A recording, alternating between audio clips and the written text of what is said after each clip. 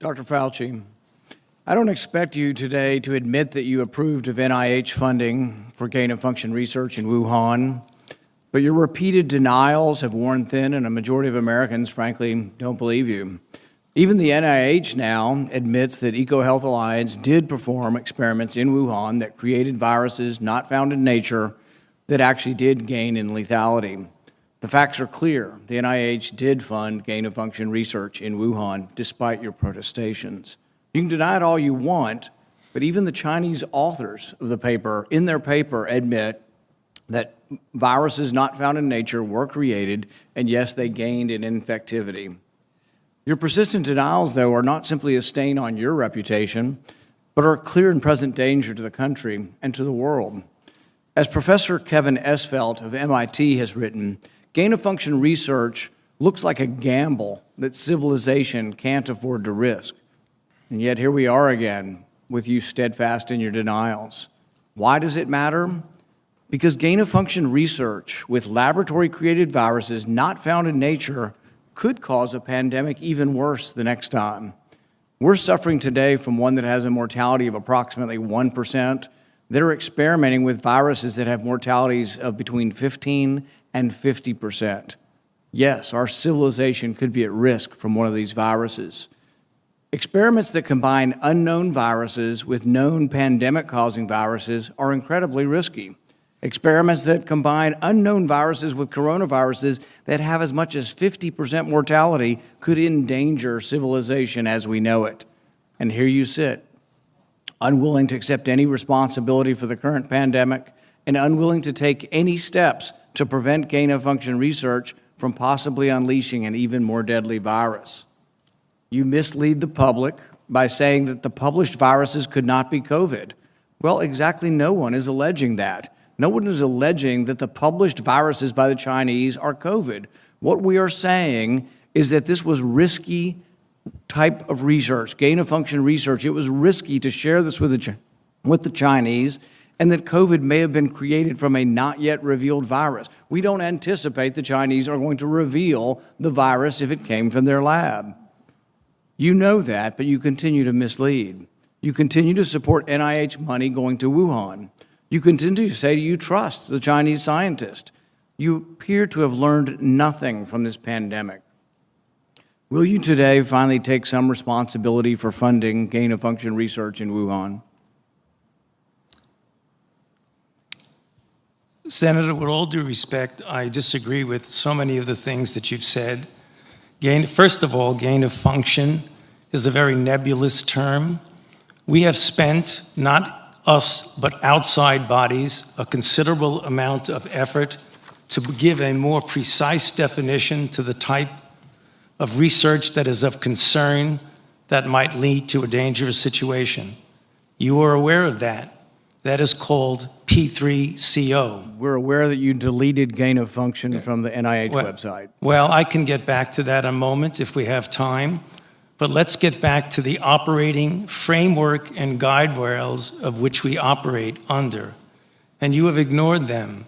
The guidelines are very, very clear that you have to be dealing with a pathogen that clearly is shown and very likely to be highly transmissible in an uncontrollable way in humans and to have a high degree of morbidity and mortality, and that you do experiments to enhance that, hence the word EPPP, enhanced pathogens of potential.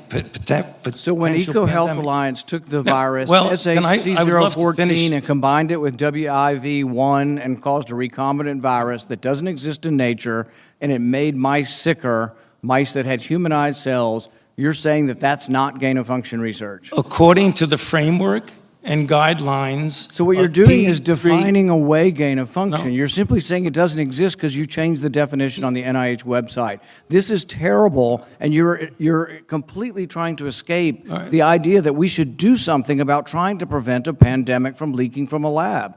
The preponderance of evidence now points towards this coming from the lab, and what you've done is change the definition on your website to try to cover your ass, basically. That's what you've done. You've changed the website to try to have a new definition that doesn't include the risky research that's going on. Until you admit that it's risky, we're not going to get anywhere. You have to admit that this research was risky. The NIH has now rebuked them. Your own agency has rebuked them. But the thing is you're still unwilling to admit that they gained in function when they say they became sicker. They gained in lethality. It's a new virus. That's not gain of function? According to the definition that is currently operable, Senator, let's make it clear for the people who are listening.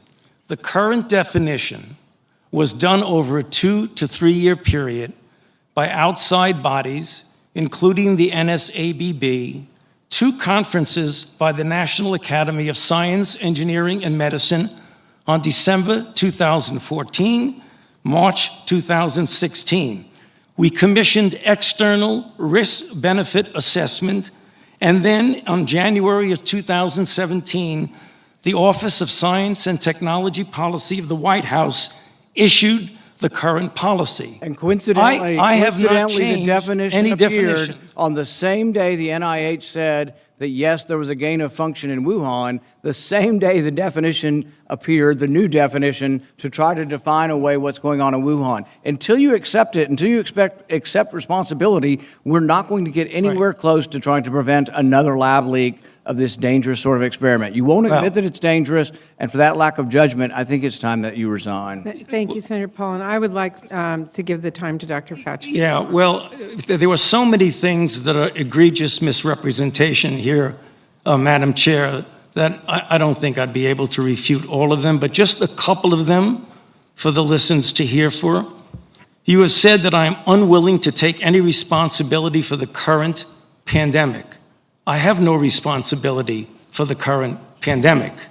The current pandemic, okay? Number 2, you said the overwhelming amount of evidence indicates that's a lab leak. I believe most card-carrying viral phylogenists and molecular virologists would disagree with you that is much more likely, even though we leave open all possibilities, it's much more likely that this was a natural occurrence. Third, you say we We've continue... tested 80,000 animals, and no animals have been found with COVID. Senator Paul, the time is set for And Dr. Fauci to third, respond. you made a statement just a moment ago that's completely incorrect, where you say we continue to support research at the Wuhan Institute of Virology. You approved it in which is August of last completely- year. No, your statement says, quote, I wrote it down as you were writing, you continue to support research at the Wuhan Institute of Virology. You were in committee a month ago and Which said is you Senator still Paul, trust the wait. Chinese scientists and you still support the research over there. You said it a month ago in Senator committee. Paul, I have allowed Dr. Fauci to respond. You've had your time. I'm going to give him If he's one going to be more minute. dishonest, he ought to be challenged. Senator Paul, we will allow Dr. Fauci to respond after you've given accusations like that. Dr. Fauci. Well, I don't have any more to say except to say that, as usual, and I have a great deal of respect for this body of the Senate, and it makes me very uncomfortable to have to say something, but he is egregiously incorrect in what he says. Thank you. Thank History will figure that out on its own. you. We will turn to Senator Hassan. Thank you.